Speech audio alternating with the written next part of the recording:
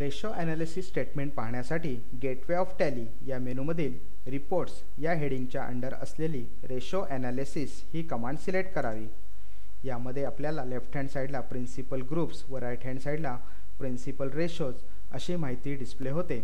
यामध्ये प्रिन्सिपल ग्रुपमध्ये वर्किंग कॅपिटलची फिगर म्हणजे amount, cash in hand, bank account, bank OD account, sundry debtors, sundry creditors, sales, purchase, stock in hand, net profit, working कॅपिटलचा turnover, इन्व्हेंटरीचा turnover अशी सर्व माहिती डिस्प्ले होते।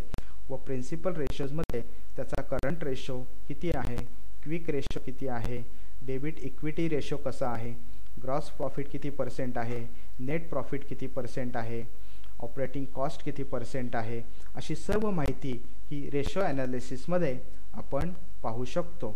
रेशो ॲनालिसिस एका पर्टिक्युलर पिरियडमध्ये पाहण्यासाठी F2 की प्रेस करून आपण फ्रॉम व टू ची डेट टाकून त्या पिरियडसाठीचे रेशो ॲनालिसिस रिपोर्ट पाहू शकतो। एस्केप की प्रेस करून पुन्हा आपण गेटवे ऑफ टॅली या मेनूमध्ये यावे।